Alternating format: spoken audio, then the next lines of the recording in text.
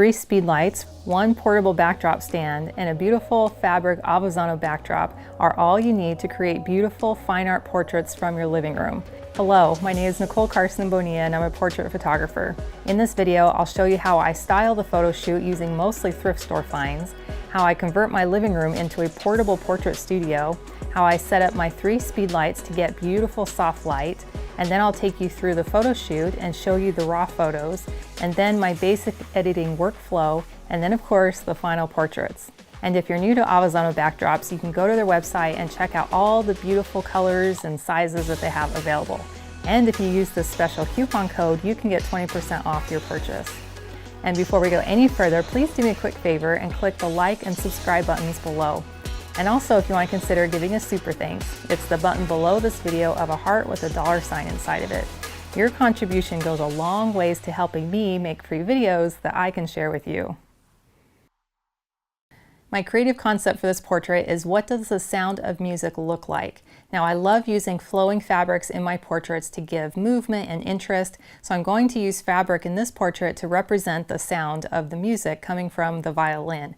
I'm starting with this beautiful khaki backdrop from Avezano, and would you believe that this is a 10 by 15 foot backdrop? Now, this was the inspiration for this creamy brown color scheme that I'm using for the styling of my model. And I'm starting with this really cool vintage looking dress that I found at a thrift store, or Goodwill as we call it. And I'm just adding a simple pearl and gold necklace, which I also got from the thrift store, just to continue that kind of cool vintage look. I love using wigs for photo shoots. You can find some really cool cuts and colors that are very inexpensive, and they look great in portraits. I typically try to find wigs that have bangs built into them, because I find that covers the forehead hairline, which usually is the giveaway that a wig is a wig. But I really like this blonde one. It just has these really smooth, large waves that I think will be really beautiful. And to continue with this vintage kind of romantic vibe, I'm going to add a flower crown. I like to make my crowns by simply starting with a pipe cleaner base that I'll just twist these pipe cleaners around to create the circumference for the crown. And then I just buy artificial flowers and I cut off the stems, and then I just hot glue some large alligator clips to them. I think I have flowers in about every color of the rainbow that I love to use because I can literally clip them anywhere.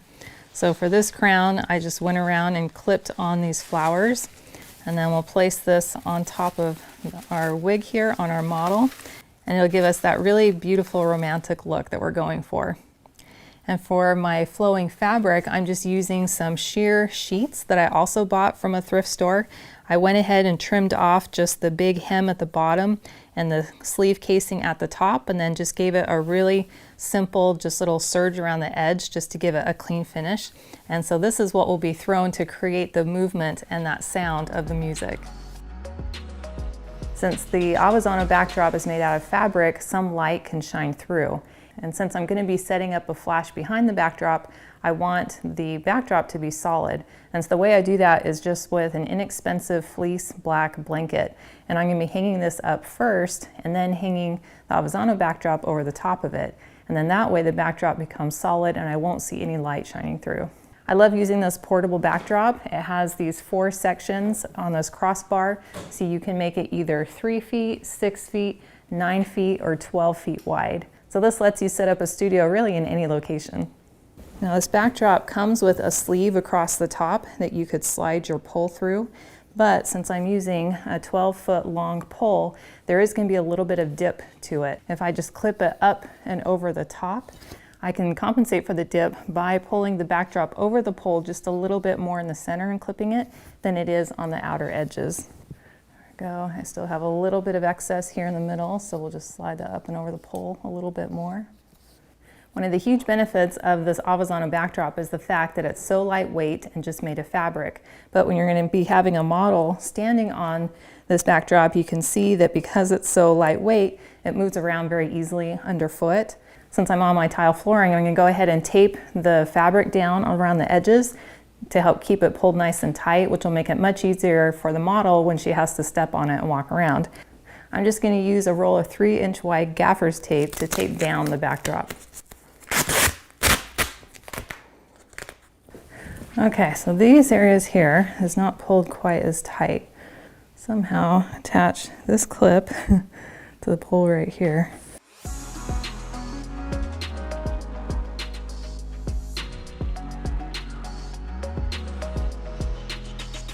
Nice. That's a little less photoshopping that I have to do later.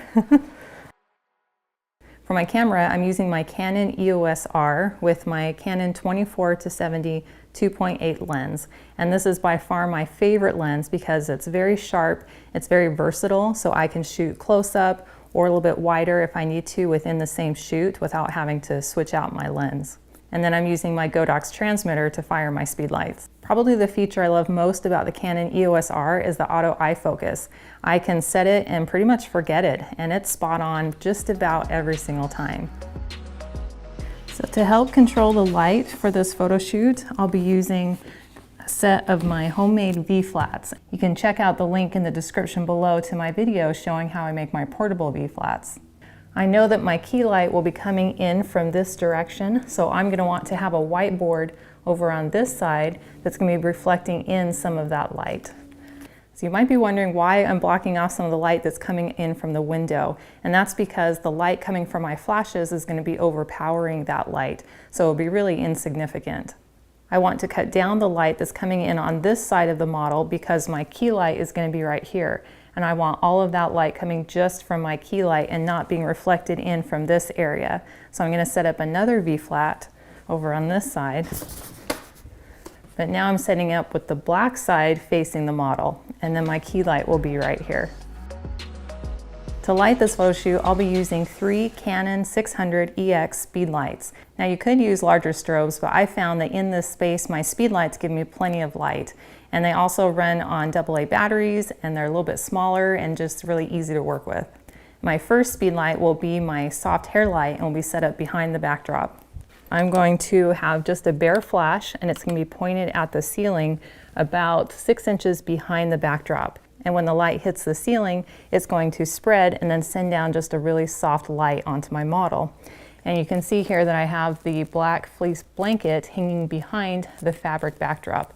If I didn't, you can see that fabric does let through light and would let through light the other direction as well. So I'm just going to raise this up. I'm setting up my second speedlight just a couple feet away from my camera. And this again is just a bare flash, and I'm going to raise this up so that it is just about a little less than 12 inches below the ceiling. And when this flash goes off, it's going to hit the ceiling and spread over my white ceiling, and then it's going to send in just a really soft fill light to the front of my model. And these flashes will overpower the soft ambient light that's coming in from the windows. And my third speedlight will be set up as my key light, and that's this flash right here. And I'm going to use just a simple Westcott softbox. And I took a white bed sheet, and I made just the simple extra layer of diffusion that goes over the front of the softbox. And it's just safety pinned on there. But this has 2 layers of just a white bed sheet. And what this is going to do is just make that light even softer as it's coming off from the flash. And it's very important that the flash is going to be facing into the softbox and away from the model. If the flash was pointed towards the model, it would send too much light through these layers of diffusion. So that flash needs to be pointed away from the model into the back of the softbox so that it can fill that silver lining with very soft light. Okay, now we just need a model.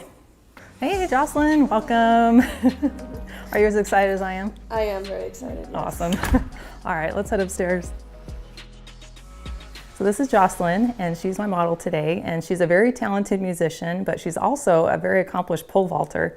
So she actually has a competition this afternoon, so she's going to be a model by morning and an athlete by afternoon. And aren't you like number 3 in the state, Arizona? Yeah, that's awesome. And so I'm just going to do a little bit of finessing here to make sure we have the length coming around on her shoulders. And then with the flower crowns, I find it works best if they're just above the eyebrows. And I know it feels kind of big, but in photography, everything needs to be a little bit exaggerated to translate. So that looks great. So we're gonna start with just some test shots to go through the different flashes that I have turned on. My speed is set to 1/200th of a second, and my ISO is set to 200. So we're gonna start by just firing the hair light, which is the flash that's behind the backdrop and just about a foot down from the ceiling. And so I have it set just to 1/16th power. And I'll take a test shot here. There we go, so that's perfect. You can see how that light is just lighting up the ceiling and then is just casting down a very soft light onto the top of Jocelyn. So the second flash I'm going to turn on is the fill light, which is the flash that is just to the left of my camera. And this flash I'm going to turn on just again to a low power. I've got it at 1/8 of a power. And with this flash, I'm going to back out, zoom out a little bit more just to make sure you can see the effect of the lights. There we go. So you can see that it's just sending a little bit of a light onto the front of Jocelyn, which is what we want. And now we're going to turn on the key light, which is under the softbox. And the key light I have set to half power. So let's see how that looks. Perfect. So what that's doing is sending in just a little bit of light onto the side of Jocelyn. So this portrait represents what sound would look like coming from the violin, and the sound will be represented with the flowing fabric. And so I want to try some where the fabric will appear to be flowing from the neck of the violin. I've just cut a piece of fabric that is the same as the fabric that will be flowing, and then I'm just going to tie this around the neck of the violin. There we go. So with this fabric then attached to the violin neck and tied around, it'll be very easy for me in Photoshop to go ahead and just add the flowing fabric from the neck. We're going to have her kind of cheat her face forward to us a little bit more, just so that we can see her face. And let's look at the hair that's underneath the violin. Let's go ahead and pull that hair to the side. There we go. So we still want to see some of those nice waves coming down on that side. And then we'll pull a little bit more onto this side. There we go. All right, so now for your feet, what we're going to do is kind of put your weight onto this left foot and then just give a soft toe with this right. So that'll be a nice, and you'll kind of rotate your shoulders just a little bit that way with your violin. There we go, yes. And so with our fabric backdrop, what we want to be careful of is, as much as possible, to just put our feet straight down on it so it doesn't kind of move the fabric. Yes, just like that. And as you put your foot to the side, what we'll do with your ankle is that your ankle kind of come in like this. Just, yeah, there you go. A little more of a ballet foot. Which I know you're an athlete, so ballet might not be your thing. We'll just go with some really just soft and gentle expressions. We probably won't do any big smiles, although she does have a very beautiful big smile. There we go. Okay, perfect. Okay, go ahead and look right at the camera. Bring your face. Yeah, there we go. Perfect. 1, 2, 3. Perfect. And go ahead and turn your face towards your violin a little bit more, and then look where your hand is out onto the neck or scroll of the violin. All right, that is beautiful. Okay, shake. Come in a little bit tighter for some close-ups. Okay, go ahead and take your bow up as if you were playing. There we go. And then, yeah, cheat your chin out to me. Raise this elbow a little bit more. Ooh, shows off your muscles. And then eyes right at the camera with that same expression. 1, 2, 3. Beautiful. Totally sit into this hip. Yeah, and you can kind of just totally relax your shoulders down. And I kind of liked how you had this kind of up in front, kind of like on this hip. Yes, so let me go out to full body on these. Bring this elbow back just a little bit more. Yes, right there. 1, 2, 3. Awesome. Okay, now let's do some without the violin. So I'll take that from you. Have you do for these is kind of rotate your body this way just a little bit. All right, and then we'll just kind of bring this arm up to here, kind of around the shoulder. Okay, so rotate just a little bit more and bring your chin around to me. Rotate even just a little bit more this way. Yep, chin around to me. Forward with your chin, down a little bit more. Tilt the head this way, just look. Yes, right there, perfect. And then hold your fingers very gently on your arm right there. Yes, beautiful. And then go ahead and relax that lip down just a little bit. Yes, 1, 2, 3. Beautiful. Okay, I'm gonna grab just a stool real fast for you to sit on. Just bring accessories in from around my house. Okay, so go ahead and have a seat kind of facing that way. This isn't the most attractive, but it won't show. All right, go ahead and put your back foot up onto there. There we go. Kind of lean forward just a little bit, a little more shoulder. There we go. And then bring the chin around to me. Yes, right there. Beautiful. 1, 2, 3. Perfect. There we go. Tire. 1, 2, 3. Beautiful. Try a sitting one with the violin. Let's just have it kind of resting on your lap. Beautiful. Bring the nose around to me just a little bit more. Yes. 1, 2, 3. Okay, so step into the middle. Yeah, so this time, so now we'll rotate you this way just a little bit. Yep, just kind of pop this knee, reach down, a little bit of dress, and kind of hold up in here. Yeah, there we go. So I just have this elbow down. Okay, chin forward just a little bit and down just a little. There we go. 1, 2, 3. Bring your nose a little bit more to the camera. Yes, there we go. Beautiful. All right, my dear, that's a wrap. Well, now your makeup is all done for your pole vaulting event, right? Because now you'll look as good as you jumped, right? Totally. Awesome. Thank you so much. Thank you. Appreciate it. Okay. I'll be cheering for you. Bye. After many, many photo shoots, I have found it's way easier to photograph the fabric separate from the model, and then I can just combine them both in Photoshop. After Jocelyn left and I ate some lunch, my husband and I photographed the fabric throws. I set up my laptop for remote shooting, and then my wonderful husband sat and pushed the shutter button for me.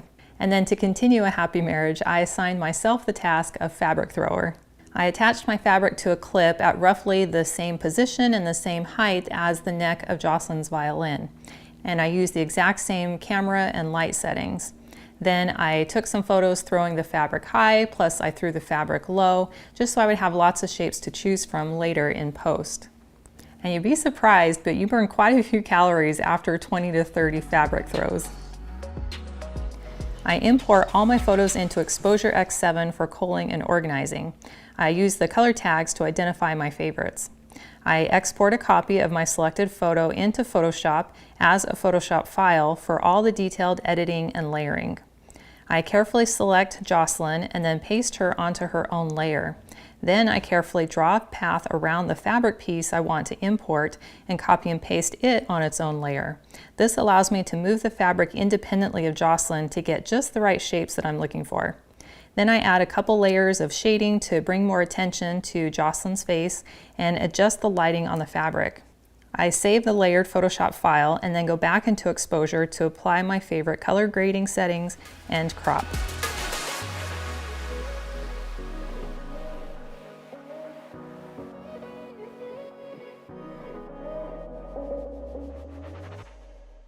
Well, I hope you enjoyed going behind the scenes with me on my fine art photo shoot with Jocelyn.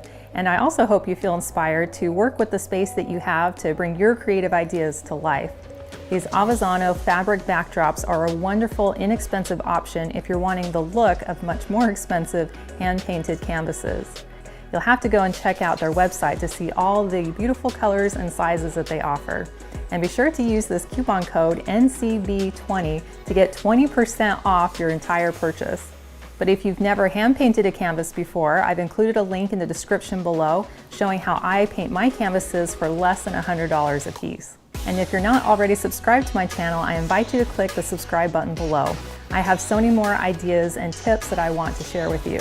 And also, if you found this video helpful, please consider giving a super thanks. It's the button below this video of a heart with a $sign inside of it. Your contribution goes a long ways to helping me keep sharing free videos with you.